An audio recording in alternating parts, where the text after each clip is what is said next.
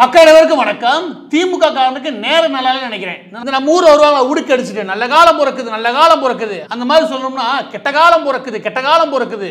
திமுக அமைச்சர்களுக்கெல்லாம் கெட்ட காலம் பிறக்குது. நீ திண்ணே நின்னாலும் சரி பண்ணையில போய் உட்கார்ந்தாலும் சரி பாதாளத்தை போய் ஒளிஞ்சாலும் சரி நீ செஞ்ச பாவம் இருக்கு பாரு அந்த பாவத்துக்கான பரிகாரம் எல்லாம் இன்னும் 1-2 மாசத்துல வந்துடும். எனவே 2027 அதோ கதிதான் உனக்கு அப்படின்னு நாமளே சொல்லலாம். எந்த குறி சொல்ல வேண்டிய நபர்களும் தேவையில்லை. ஏன்னா நடக்கக்கூடிய சங்கதி அப்படி இருக்கு. என்ன அப்படின்னா இந்த ஒரே ஒரு செய்தி ஒட்டுமொத்த திமுகவுக்கு நம்ம சொன்னோம் இல்லையா உடுக்கி அடிச்சு அதை அவங்க காதுக்குள்ள போய் சொல்லியிருக்கோம். அது என்ன அப்படின்னா ஆனந்த் வெங்கடேசன் அவர்கள் நீதியரசர் ஆனந்த் வெங்கடேசன் அவர்கள் மதுரை பெஞ்சில இருந்து 3 மாதத்துக்கு அப்புறம் இப்ப சென்னையில் இருக்கக்கூடிய எம்பி எம்எல்ஏ அமைச்சர்கள் மீதான இந்த குற்றங்களை விசாரிக்கக்கூடிய சிறப்பு நீதிமன்றத்துக்கு மீண்டும் ஆனந்த் வெங்கடேசன் அவர்கள் பொறுப்பேற்று அதுக்கான நீதி விசாரணையை ஆரம்பிக்கிறாரு.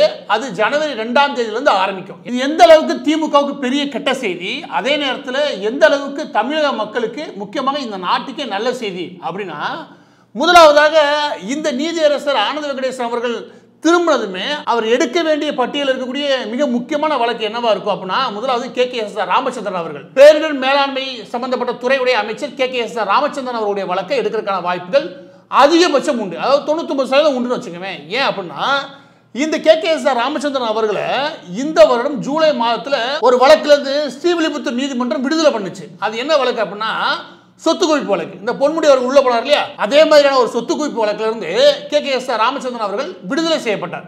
அந்த விடுதலை செய்யப்பட்ட முறை இருக்கு பாருங்க, அது தவறு.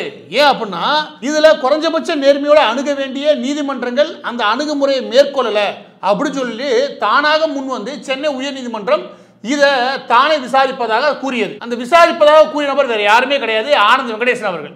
என்ன தீர்ப்புன்னு சொல்ல தேவையில்லை. அந்த தீர்ப்புல ஒழுங்கா தீர்ப்பு கொடுக்கல அப்படின்ற காரணத்தான் எடுக்கிறாரு. எனவே அதுல ஏதோ தவறு இருக்குன்னு அவரால் கண்டுபிடிக்கப்பட்டிருக்குது.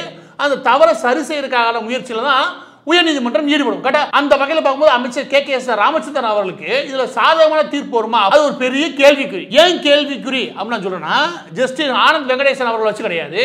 இந்த வழக்கை ஸ்ரீவில்லிபுத்தூர் நீதிமன்றத்தில் அணுகின முறை இருக்குல்ல, அதுவே அடிப்படையில் தவறு. என்ன தவறு அப்படின்னா 2 பாயிண்ட் மட்டும் சொல்லிட்டு அடுத்து போறேன். அது என்ன அப்படின்னா இந்த 2 பாயிண்ட்லயே KKS ராமச்சந்திரன் உள்ள போறதுக்கு அதிகப்படியான வாய்ப்பு உண்டு. என்ன அப்படின்னா இந்த வழக்கு 2011 பதிவு செய்யப்படுது. ஜெயலலிதா அவர்களுடைய ஆட்சி வந்ததுக்கு அப்புறம் பதிவு செய்யப்பட்டது. 2006 வந்து 2011 வரைக்கும் இவர் அமைச்சராக இருந்த காலகட்டத்தில் தன்னுடைய வருமானத்துக்கு அதிகமான சொத்து குவிச்சிருக்காரு. இதுதான் வழக்குடைய சாராம்சம் வச்சுக்கோங்க.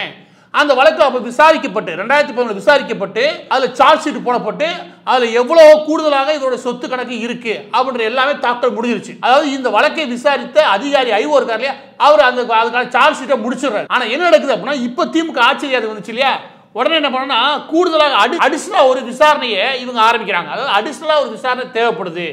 ஏன் அப்படின்னா அந்த விசாரிக்கப்பட்ட முறையில நிறைய தவறு இருக்கு அப்படின்னு இவங்களே சொல்லிக்கிட்டு, யாரு ஊழல் ஒழிப்புத்துறையை சொல்லிக்கிட்டு, ஏன்னா இவங்க ஆளுங்கட்சி, எனவே அதுல போதிய அழுத்தத்தை கொடுத்து அதுக்கு மீண்டும் விசாரணை பேர் நடத்தி என்ன சொல்றாங்க அப்படின்னா இந்த 2 விஷயம் சொல்றாங்க. ஒன்னு என்ன அப்படின்னா அவர் அன்றைய தேதியில, அதாவது 2006 2010 இருக்கு இல்லையா, அந்த காலகட்டத்தில் 2006ல் அவரோட சொத்து மதிப்பு சுமார் 1,89,00,000 சொல்றாங்க. ஆனா 1,89,00,000 கிடையாது. அன்றைய சொத்தின் மதிப்பு 1,92,00,000. முதலாவது, அதாவது சொத்து குறைவா இல்லை கூட தான் அவர் ஏற்கனவே இருந்துச்சு. முதலாவது சரிங்களா. அதுக்கப்புறம் இன்கம் இருக்குல்ல, அவருக்கும் அவர் மனைவிக்குமான இன்கம், அதாவது வருமானம் இருக்குல்ல, அந்த வருமானம் அன்றைய தேதியில் பதிவு செய்யப்பட்டது 1,18,00,000 சொல்றாங்க. ஆனா கிடையாது. அவருக்கும் அவர் மனைவிக்கும் எவ்வளவு வருமானம் வந்திருக்கு அப்படின்னா 2,07,00,000. எவ்வளவு? 2,07,00,000. ரொம்ப எளிமையா சொன்னா சொத்து முன்பே கூட தான் இருந்துச்சு, வருமானம் நீங்க சொன்னதை விட கூட தான் இருந்துச்சு. 2 கூட்டி காமிச்சு வச்சுக்கோங்க. அப்ப சேர்ந்திருக்கக்கூடிய புதிய சொத்து இருக்கு இல்லையா, அப்ப சேர்ந்திருக்கக்கூடிய புதிய சொத்தாகட்டும் வருமானத்துக்கு அதிகமாக சொத்து சேர்த்தான்ற குற்றச்சாட்டு இருக்கு, இது 2 காலி பண்ணிடலாம். இது புரியுதா? எனக்கு வருமானமும் கூட வந்துச்சு, எனக்கு முன்பே சொத்து இருந்துச்சுங்க அப்படின்னு சொல்லிட்டா அந்த காலகட்டத்தில் அதிகமாக சொத்து சேர்த்தான்னு சொல்லவே முடியாது. அந்த மாதிரியான புத்திசாலித்தனத்தை தான் திமுக இதுல கையாண்டு இருக்குது. அதை கையாண்டு தான் அதன் அடிப்படையில் பார்க்கும்போது இவருக்கு போதிய ஆதாரங்கள் கிடையாது. ஏன்னா அதிகப்படியான சொத்து குவிச்ச மாதிரி தெரியல, போதிய சொத்து இருந்திருக்கு, போதிய வருமானம் இருந்திருக்கு, முடிஞ்சு போச்சு, இவர் விடுதலை செய்யப்படுகிறார் அப்படின்னு சொன்னாங்களே. அதுல கூடுதலாக ஒரு சார்ஜ் ஷீட் வச்சாங்க பாருங்க, அதுவே தவறு. அதுவும் ரொம்ப முக்கியமாக அந்த சார்ஜ் ஷீட் போட்டார்ல முதலாவது 2011 அந்த ஐஓவை கூப்பிட்டுருக்கணும். அந்த ஐஓ கூப்பிட்டு விசாரணை ஆரம்பிக்கல, இவங்களா ஒன்று எழுதி முடிச்சுட்டான்னு வச்சுக்கோங்க. இதுல அடிப்படையில் இது மீண்டும் எடுத்து விசாரணைக்கு உட்படுத்தப்பட்டது இல்லையா, இதுல தவறு இருக்கு. அதுக்கப்புறம் இந்த நம்பர்ஸை மாத்திட்டாங்களே, இதுலயும் ஒரு பெரிய குளறுபடி இருக்கு. எனவே இந்த வழக்கை விசாரிச்சார்னா அடுத்த 2 இல்ல 1.5 மாசத்துக்குள்ள இதுக்கான தீர்ப்பு கொடுத்துட முடியும். அதிகபட்சம் 3 மாசம். 3 மாசம்னா மார்ச் மாதத்துல இதுக்கான தீர்ப்பு கொடுத்துட முடியும். ஏன்னா புதுசா எந்த விசாரணையும் கிடையாது. அது ஏற்பட்ட தவறுகளை திருத்தணும் மட்டும் தான் உயர் நீதிமன்றத்தோட வேலையா இருக்கும். இந்த கீழவை நீதிமன்றத்தில் என்ன தப்பு பண்ணியிருந்தாங்க, என்ன தப்ப திருத்தணும், இது மட்டும் தான் இதுல இருக்கக்கூடிய மிச்சம் இருக்கக்கூடிய வேலை. அந்த வேலையை உயர் நீதிமன்றம் பண்ணிருச்சு வச்சுக்கோங்க, பண்ணி முடிச்சுன்னா அடுத்த 2 மாசத்துல இதுக்கான தீர்ப்பு கொடுத்துட முடியும். அப்படி தீர்ப்பு கொடுத்தானா KKS ராமச்சந்திரன் இருக்கார் இல்லையா, இவர் சிறைக்கு போவது உறுதி. அவர் மட்டும் கிடையாது, பொன்முடி மாதிரி தான் இவரும் இவர் மனைவியும் சிறைக்கு போவாங்க. இது முதலாவது அதிர்ச்சியா? இல்ல இல்ல, இது 3வது அதிர்ச்சி. ஆல்ரெடி செந்தில் பாலாஜி போயாச்சு, பொன்முடி போக போறாரு. அதுக்கடுத்து KKS ராமச்சந்திரனுக்கு தயாராயிருச்சு. ஆமா, 2வது ஆரம்பிச்சானா அடுத்த 2 மாசத்துக்குள்ள வேலையை முடிச்சு அவரை அனுப்பி விட்டுறலாம். ஆக அது 3வது அதிர்ச்சி. இது 4வது அதிர்ச்சி. வேற யாரும் கிடையாது, தங்கம் தென்னரசு. அமைச்சர் தங்கம் தென்னரசு இருக்கார் இல்லையா, அவர் மீது ஒரு சொத்து குவிப்பு வழக்கு இருந்துச்சு. அதுவும் 2006 இருந்து 2013 வரைக்கும் வச்சுக்கோங்க. அந்த குறிப்பிட்ட சொத்து குவிப்பு வழக்குல இருந்து தங்கம் தென்னரசு அவர்கள் விடுதலை செய்யப்படுகிறார். எப்படி நினைக்கிறீங்க? எப்படியும் கிடையாது. அதே மாதிரி சொத்தை கூட்டி காமிக்கிறது, உங்களுடைய வருமானத்தை கூட்டி காமிக்கிறது. இந்த 2 வேலை எப்படி புதிதாக விசாரணை நடத்தணுன்ற பேர்ல KKS ராமச்சந்திரன் அவர்களுடைய வழக்குல என்ன நடந்துச்சோ அதை அப்படியே காப்பி அடிச்சு இது செஞ்சிருக்காங்க. அதுல பாருங்க, மொத்த சொத்து 2006 மொத்த சொத்து 1,71,00,000 சொல்றாங்க. ஆனா உண்மையிலே அவருக்கு இருந்தது 1,81,00,000. அதுக்கடுத்து வருமானத்தை குறைச்சு காமிச்சிட்டாங்க, 1,62,00,000 சொல்றாங்க. ஆனா உண்மையிலேயே தங்கம் தென்னரசுக்கு இருந்த வருமானம்ன்றது 2,29,00,000. அந்த அடிப்படையில் பார்க்கும்போது அவரு வருமானத்துக்கு அதிகமாக சொத்துலாம் சேர்க்கலைங்க. அவருக்கு ஏற்கனவே வருமானமும் அதிகமாக இருந்துச்சு, அவருக்கும் அவர் மனைவிக்கும். அதுக்கப்புறம் ஆல்ரெடி அவருக்கு சொத்தும் இருந்துச்சு. எனவே அதிகாரத்தை பயன்படுத்தி சொத்து குவிச்சாலும் சொல்ல முடியாது. அப்படி யாரு? இவங்க ஆட்சி அதிகாரத்துக்கு வந்ததுக்கு அப்புறம் ஊழல் ஒழிப்புத்துறையை வச்சு அதை எழுத வைக்கிறது. எழுத வச்சதுமே நீதிமன்றம் என்ன பண்ணுது, ஓகே அப்ப இதுல முகாந்திரம் இல்லை, விடுவிப்பு. எப்படி? தங்கம் தென்னரசு அவர்கள் விடுதலை பண்ணாங்களே, அடுத்த 15 நாள் கூட ஆகல, நீதியரசர் ஆனந்த வெங்கடேசன் அவர்கள் உள்ள புகுந்துட்டாரு.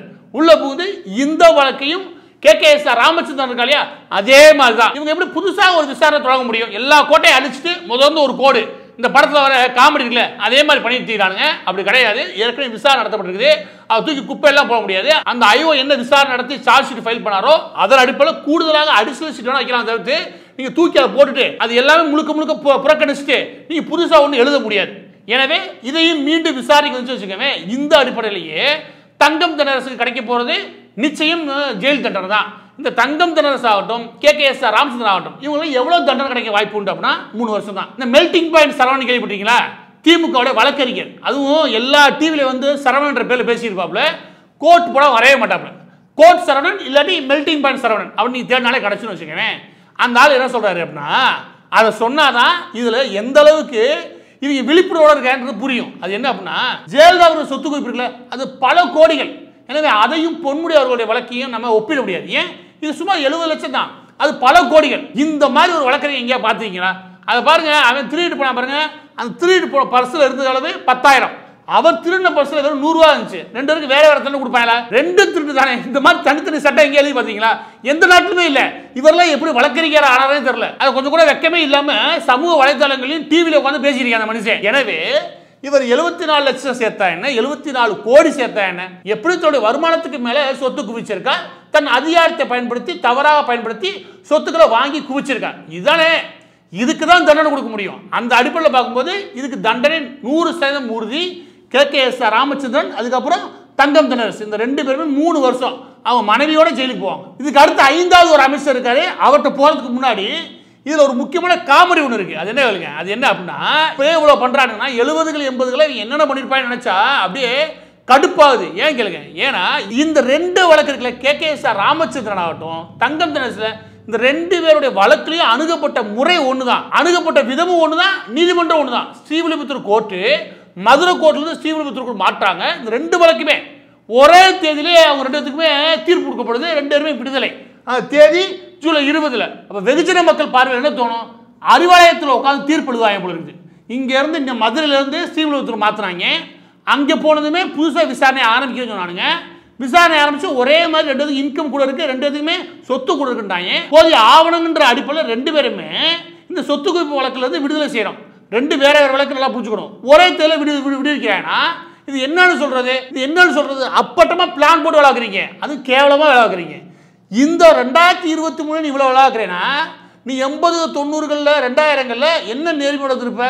அதான் நான் ஒன்று சொல்றேன் கேளுங்க, நீதிமன்றமும் இல்லை பிற அமைப்புகளும் அரசாங்கத்துடைய அனைத்து அமைப்புகளும் கெட்டு குட்டிச்சுரா போனதுக்கு காரணம் வேற யாரும் கிடையாது, சாட்சாத் இந்த கருணாநிதி வகைரா தான். அதுக்கடுத்து 5வது நெஞ்சு வலி வரக்கூடிய அமைச்சர் யார் அப்படின்னா ஐ பெரியசாமி அவர்கள். ஐ பெரியசாமி அவர்கள் இதே மாதிரி ஒரு 9 மாதங்களுக்கு முன்னாடி விடுவிக்கப்பட்டார். எந்த வழக்கில் இருந்து அப்படின்னா அந்த காலகட்டத்தில் 2006 2011 வரைக்கும் இவர் வீட்டு வசதி வாரியத்தில் இருந்தார். இந்த வீட்டு வசதி வாரியத்துக்கு கீழே மனைகள் யாருக்கு ஒதுக்கப்படணும் அப்படின்னா, எடுத்துக்காட்டுக்கு நல்ல எழுத்தாளர்கள், இந்த சமூகத்துக்காக பாடுபட்டவர்கள், இல்லாட்டி விடுதலை போராட்ட தியாகிகள், இப்படின்னு அரசு இந்த நாட்டுடைய சொத்து, இவங்க தமிழ்நாட்டுடைய பெருமை, இந்தியராக பிறந்தது பெருமை அப்படின்னு நினைக்கக்கூடிய செயலில் ஈடுபட்ட விஞ்ஞானிகள் ஆரம்பிச்சு விவசாயிகள் வரைக்கும் யாருக்கு வேணாலும் மனைகள் கொடுக்கலாம். அந்த மனைகள் கொடுக்கும்போது அவங்களுக்கு தகுதி இருக்கணும், அவ்வளவுதான். ஆனா அதுல ஒரு ஆளுக்கு ஒரு மனை ஒன்று ஒதுக்குறாரு. எடுத்துக்காட்டு சொல்றேன், ஒரு வீட்டடி மனை ஒன்று ஒதுக்குறாரு. அந்த வீட்டடி மனை யாருக்கு ஒதுக்குறாரு? அறிஞருக்கோ விவசாயிகளுக்கோ கிடையாது, இல்ல ஏழை எளிகளுக்கு ஒதுக்கு, அது கிடையாது. யாருக்கு நினைக்கிறீங்க? கருணாநிதிக்கு செக்யூரிட்டியா இருந்திருப்பார்ல, அவருக்கு ஒதுக்குறாருங்க. அவருக்கு ஒதுக்கி கொடுத்துட்டு அவர் என்ன பண்றாரு கேளுங்க. அந்த ஆள் என்ன பண்றாரு? ஒதுக்குறாங்களே, ஒதுக்குறதுக்கு முன்னாடியே அந்த இடத்த இன்னொரு ரியல் எஸ்டேட் கம்பெனிக்கு வித்துறாரு. அந்த ரியல் எஸ்டேட் கம்பெனி அதுல பவர் எழுதி வச்சு கட்டடம் கட்டி விற்க ஆரம்பிச்சிட்டான். நல்லா யோசிச்சு பார்த்துக்கோங்க. அந்த மனை யாருக்கு போக வேண்டியது? இங்கே நல்ல செயல் ஈடுபட 4 நல்ல மனுஷனுக்கு கொடுக்க வேண்டியது. அது யாருக்கு நீங்க கொடுத்துருக்காங்க? கருணாநிதியோட செக்யூரிட்டிக்கு. கருணாநிதியோட செக்யூரிட்டி கொடுத்த மட்டும் இல்லாம அந்த செக்யூரிட்டி கருணாநிதி வேலை வச்சிருக்காம பாருங்க. இப்போ எவஞ்செல்லாம் கட்டிட்டு காசு வாங்கிட்டு நகர்ந்துருவோம் அப்படின்னு சொல்லிட்டு அந்த இடம் கைக்கு வரதுக்கு முன்னாடி ரியல் எஸ்டேட்டுக்கு மாத்திரம் பாருங்க. அந்த இடத்துல கருணாநிதி பக்கத்துல செக்யூரிட்டியா வேலை பார்த்ததுனால வந்த வினைனா என்ன, அதனால மூலக்கோளாறு என்ன ஆகும் அப்படின்றதுக்கு அந்த ஆள் தான் எடுத்துக்காட்டு. அந்த ஆளுக்கு நீ மன ஒதுக்குறியே, அது எவ்வளவு பெரிய குற்றம். இந்த குற்றத்துல இருந்து எப்படியா விடுவிச்ச அப்படின்னா அதுக்கு ஒரு திருவு. என்னது அது? என்னமா திருவிழானுங்கன்னா, அது அமைச்சராக இருக்கும்போது குற்றச்சாட்டு பண்ணுது. எனவே அது ஆளுநருடைய ஒப்புதல் வாங்கிக்கணும். ஆளுநரோட ஒப்புதல் வாங்காமையே அவர் மீது குற்றப்பத்திரிகைலாம் தாக்கல் பண்ணியிருக்காங்க. ஏன்னா இப்போ அவர் எம்எல்ஏ தானே, தப்பு செய்யும்போது அவர் அமைச்சருங்க. அவர் அமைச்சராக இருக்கும்போது நீங்கள் ஆளுநர்கிட்ட பெர்மிஷன் இருக்கும்ல. இப்போ எம்எல்ஏன்ற அடிப்படையில் அவர் மீது வழக்கு பதிவு செய்றீங்க. ஆனால் அமைச்சராக இருக்கும்போது குற்றம் பண்ணாரு, எனவே ஆளுநர்கிட்ட நீங்கள் பெர்மிஷன் வாங்கிருக்கும்ல, அது எப்படி வாங்க போச்சு அப்படின்னு வித்தியாசம் உருட்டினாங்க. அதில் அதையும் கேட்டு விடுதலை பண்ணியிருக்கு இந்த நீதிமன்றங்கள். இதுலேயும் ஆனந்த வெங்கடேசன் அவர்கள், யாரு அந்த நீதியரசர் இருக்காரு இல்லையா, ஆனந்த வெங்கடேசன் அவர் உள்ள புகுந்து இதெல்லாம் ஒரு விசாரணையா, இதெல்லாம் ஒரு விசாரணை அடிப்படையில் இவர் விடுதலை பண்றீங்க பாருங்க. எனவே இது விசாரிக்கப்பட்ட முறையும் தவறு, போன வழிமுறையும் தவறு அப்படின்ற அடிப்படையில் உயர் நீதிமன்றமே தானாக முன் வந்து ஐ பெரியசாமி அவர்கள் மீதான அந்த வழக்கை மீண்டும் விசாரணைக்கு எடுத்தது. நீதியரசர் ஆனந்த வெங்கடேசன் அவர் வந்ததுனால 5வது நபருக்கு நெஞ்சொலி வந்துருச்சு. 6வது மீண்டும் ஒருத்தருக்கு நெஞ்சில் வரப்போகுது. அது யாருக்கு? பொன்முடிக்கு தான். அத்தனை ஊழல் பண்றாங்க, அத்தனை சொத்து குவிக்கிறாங்களா, எந்த வழக்கு எங்கிட்டு போகுன்னு தெரியாம அவங்களுக்கே தெரியாம நகருதுன்னு நினைக்கிறேன். அதனால இந்த வழக்கு இருக்குல்ல, இதை பத்தி நான் சொல்ல தேவையில்லை. இந்த வழக்கில் பொன்முடி அவர்களும் அவருடைய மனைவியும் விடுவிக்கப்பட்டாங்க. விடுவிக்கப்பட்ட முறை தவறு, அது ஏன் தவறுன்றதெல்லாம் நான் போன சில வீடியோக்களில் தெளிவாக விளக்கம் கொடுத்துருக்கேன். எனவே பொன்முடி அவர்களுக்கு இதுல இன்னொரு வழக்கும் இருக்குது. அந்த வழக்கு விசாரணைக்கு வருது. எப்ப? இந்த 2ஆம் தேதிக்கு அப்புறம். பதிவோட முடிவாக 2 விஷயங்கள் சொல்லி முடிக்கிறேன். அது என்ன அப்படின்னா, நீதியரசர் ஆனந்த வெங்கடேசன் அவர்கள் மீண்டும் எம்எல்ஏ எம்பிக்கான சிறப்பு நீதிமன்றத்தில் அவங்க மீதான குற்றங்கள் மற்றும் மேல்முறையீடுகளை இதை விசாரணை தொடங்கும் போது இதனால் தமிழகத்தில் இருக்கக்கூடிய திமுக அமைச்சர்கள் பெரும்பாலானவர் பீதியில் இருக்காங்க. முக்கியமாக பீதியில் இருக்க வேண்டிய அமைச்சரோட பட்டியலை நான் சொல்லிட்டேன். ஏன்னா இவங்க தான் முன்னிலையில் நிற்கிறாங்க. இவங்க மட்டும் கிடையாது, ஈடு கேஸ் அனிதா ராதாகிருஷ்ணன் மேலே இருக்குது. அதுக்கப்புறம் துரைமுருகன் அவர்களுக்கு மிச்சமாக ஈடு கேஸ் இருக்குது மணல் வியாபாரத்தில். பொன்முடி அவர்களுக்கு செம்மன் கொலையில் ஒரு ஈடு கேஸ் இருக்குது. இந்த மாதிரி திமுகவுடைய தலைவரை மட்டும் விட்டுருங்க. யார் பொதுச் செயலாளர்? துரைமுருகன், அவருக்கு ஈடு இருக்கு. அடுத்தடுத்த பதவிகளை சொல்றேன். அடுத்து துணை பொதுச் செயலாளர் யாரு?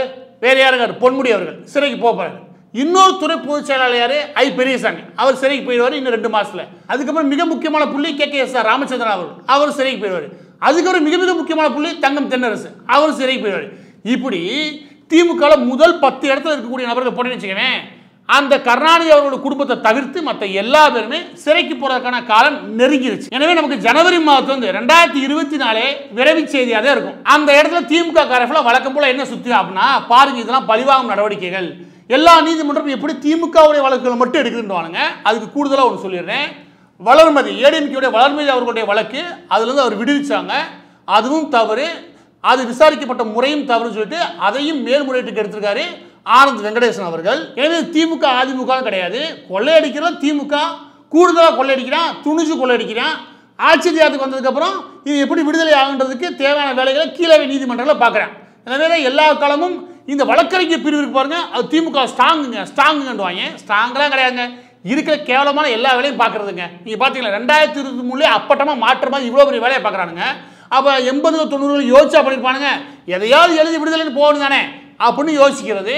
ஆனால் அந்த காலகட்டம் இப்போ கிடையாது. எல்லா அமைச்சரும் தப்பு செஞ்சிருந்தியா, உப்பை திண்டையா, தண்ணி குடிச்சுதான் ஆகணும் அவனே அப்படின்ற நிலைமை உருவாயிருச்சு. எனவே தண்ணி கொடுக்கறதுக்கான காலம் வந்துருச்சு, தண்ணி காட்ட வேண்டிய நேரமும் வந்துருச்சு.